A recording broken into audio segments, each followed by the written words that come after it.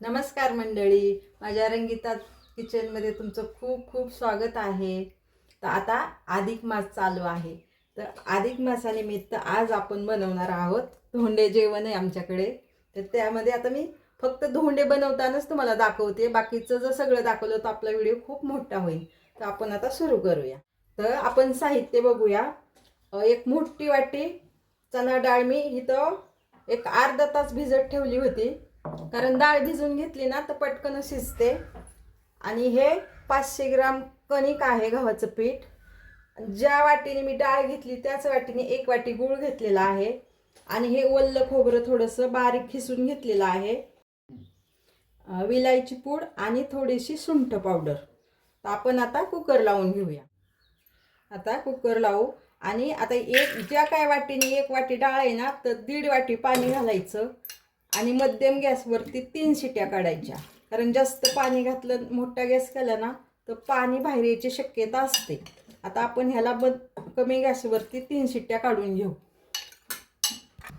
आता आपण ह्या डाळीला मध्यम गॅसवरती 3 शिट्या काढूया. 3 शिट्यात आपली डाळ अगदी परफेक्ट शिजते. पण कधी कधी काय होतं, डाळ पण कुठल्या क्वालिटीची ह्याच्यावरती पण असतं, किंवा पाणी पण ह्याच्यावरती पण डिपेंड होतं की बाबा कधी कधी डाळ शिजतच नाही. तर असंही होऊ शकतं, तर तुम्ही ते पाहून करा.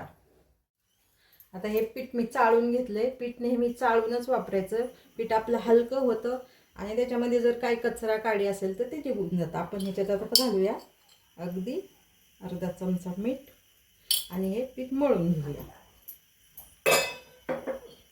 अगदी थोडं थोडं पाणी घालून आपल्याला ही कणिक घट्ट मळायची आहे. आपण पुरणपोळीला कशी जरा मऊ कणिक मळतो की नाही, तशी न मळता आपल्याला थोडीशी घट्ट कणिक मळून घ्यायची आहे. हे बघा, आपला कुकर पण इथं झालेला आहे. आपण उघडून बघूया. तुम्ही पाहू शकता डाळ आपल्याला जशी पाहिजे ना, अगदी मऊ मस्त आपली डाळ शिजलेली आहे. आणि पाणी पण बघा, ह्याच्यात अजिबात जास्तीचं पाणी नाही आहे. आपण पुरणपोळीला ह्याचं येळवणी काढतो की नाही, येळवण्याची आमटी करा, तर हे पाणी काढायची अजिबात गरज नाही आहे. आता मी डायरेक्ट गूळ टाकून परतून घेणार आहे. आता हे कुकरमधलं मिश्रण मी कढईत घातलं आहे. तर आपण ह्याला गूळ वितळेपर्यंत ह्याला शिजून घेऊया. होऊ शकता तुम्ही. आणि आपल्याला हे पुरण वाटायचं नाही, जसं की आपण चाळणीने पाट्यावरती वाटतो की नाही पुरणपोळीला, तसं न वाटता हे असंच ठेवायचे, कोरडं करून घ्यायचं आहे. आता ह्याच्यामध्ये मी घालते थोडीशी विलायची पूड आणि ही सुंठ पावडर. अगदी नकळत मीठही घालायचं आहे. गोडाचा पदार्थ असला ना अगदी थोडंसं मीठही लागतं. मीठ घालूया आणि थोडासा गॅस कमी जास्त करत करत ह्याला कोरडं करून घेऊया. थोडंसं मीठ घालायचं. आणि ह्याच्यामध्ये मी आता जो ओला नारळाचा माझ्याकडे थोडासा चव आहे ना, खिसून घेतलेला बारीक, तेही घालणार आहे. थोडंसं याचं पाणी आपल्याला आटून घ्यायचं आहे. जेव्हा कोरडं होतं ना तेव्हा तो नारळ मी घालणार आहे ह्याच्यामध्ये. 2 ते 3 मिनटं लागले मला. हे आपलं पुरण घट्ट होतंय. तेव्हा झाले की नाही घट्ट, तरी पण ह्याला 2 मिनटं लागणार आहे. तर मी इथं ओले नारळाचा चव घालते. तुम्हाला हवं असेल तर तुम्ही ड्रायफ्रूट पण घालू शकता. म्हणजे धोंडे आपले थोडेसे अजून धोंडे असेल ना की बऱ्यापैकी लोकांना खायला नाही आवडत, तर त्याच्यामुळे मी थोडासा हा नारळ घालते, जेणेकरून खाल्ले जातील. आता बनवल्यात म्हणजे खायलाही पाहिजेच ना. तर आपलं मिश्रण बऱ्यापैकी झालेलंच आहे. गॅस अगदी मंद गॅसवरती आहे हे. आता मी थोडंसं ह्याच्यामध्ये जायफळ किसून घेते.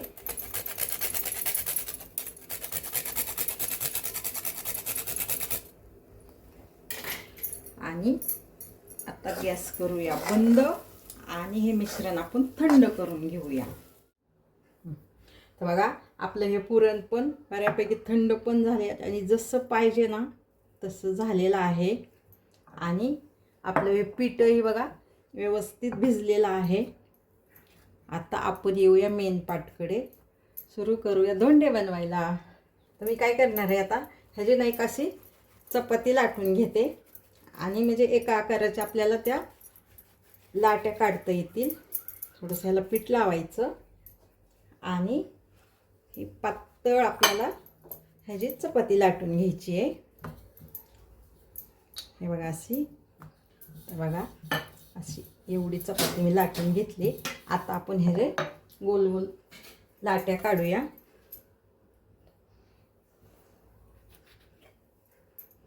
अशा काढून घ्यायच्या.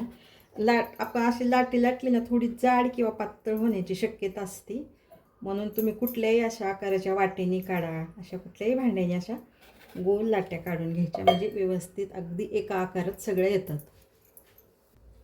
बघा असं थोडंसं पुरण ह्याच्यामध्ये घालून आपल्याला असं दाबून घ्यायचं आणि व्यवस्थित ह्याचं असं तोंड बंद करायचं. खूप सोपं आहे व अगदी मोदकासारखंच, फक्त मोदकाला आपण कळ्या पाडतो आणि ह्याला तर कळ्याही पाडायची गरज नाही.